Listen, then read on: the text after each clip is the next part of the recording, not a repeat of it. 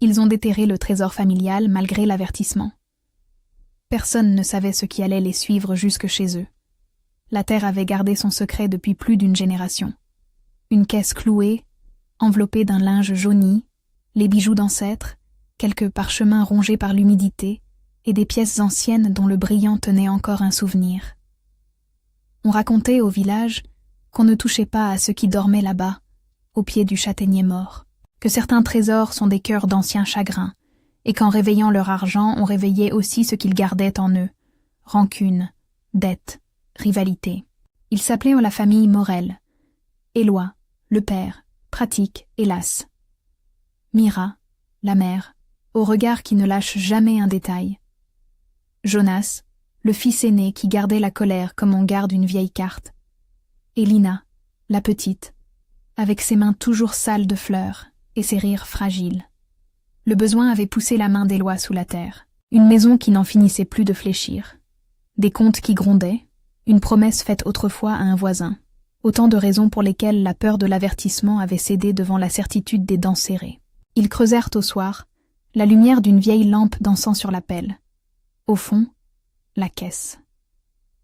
Éloi prit la barre, Mira aida à soulever le couvercle.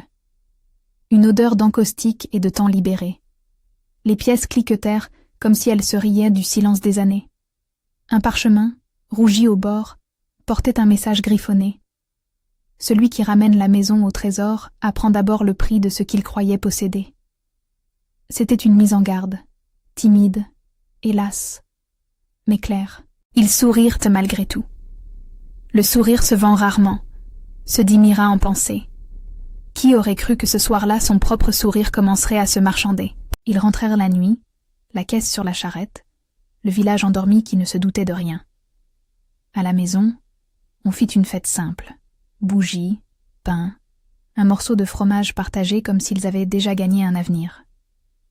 Les pièces furent posées au centre de la table et devinrent d'emblée un aimant pour les regards.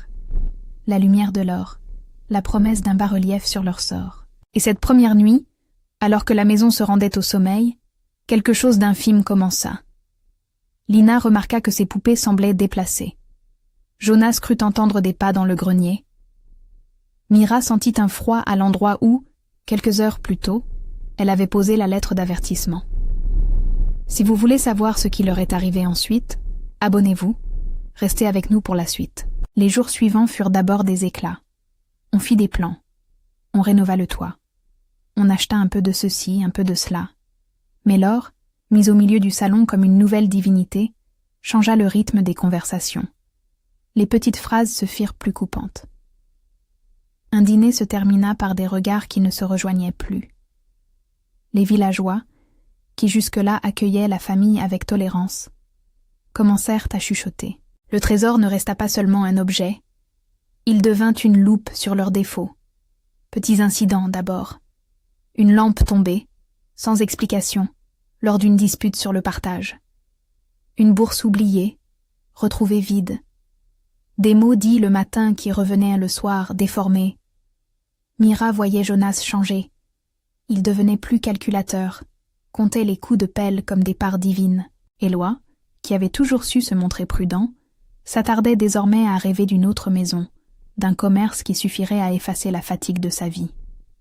Même Lina, au rire candide, se surprit à demander un jouet de plus seulement parce qu'elle le voulait là, maintenant. La chose qui les suivait n'apparaissait pas comme un spectre aux traits. Elle s'insinuait dans les silences, dans la façon dont la famille se regardait. Parfois ce fut un animal qui refusait de dormir près de la maison.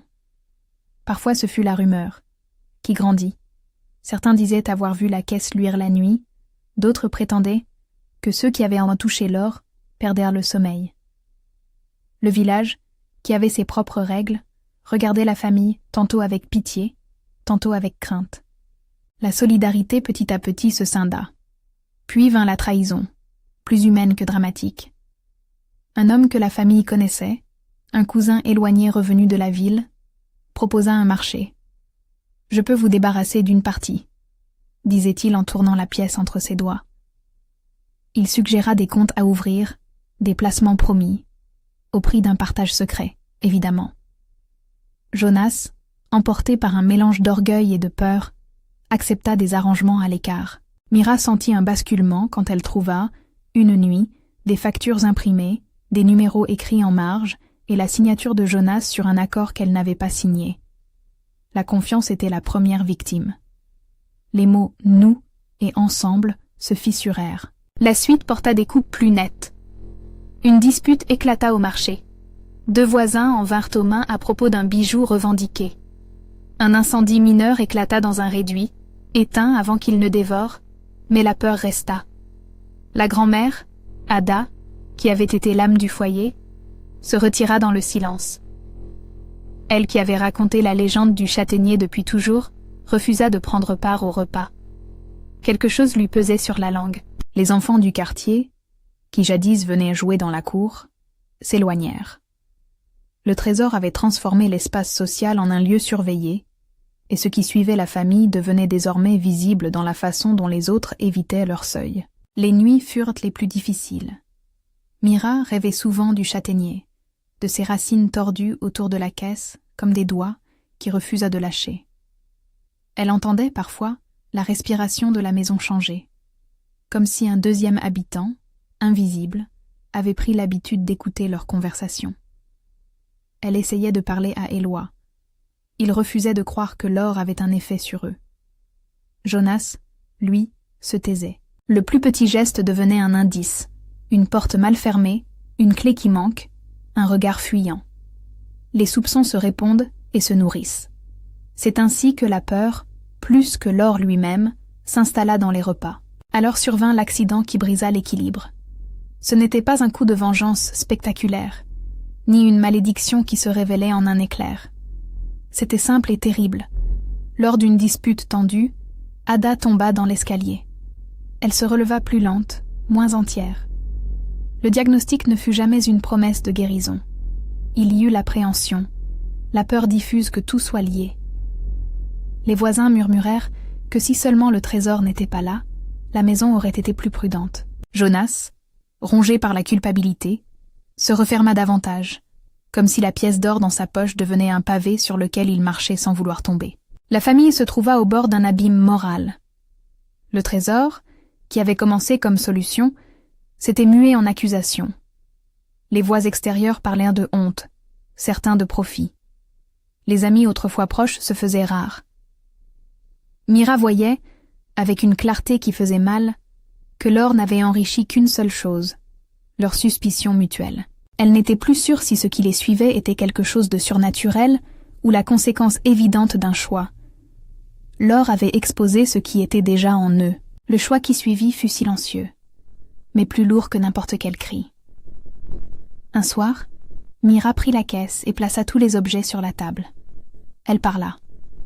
Pas comme une leçon, mais comme une prière humaine.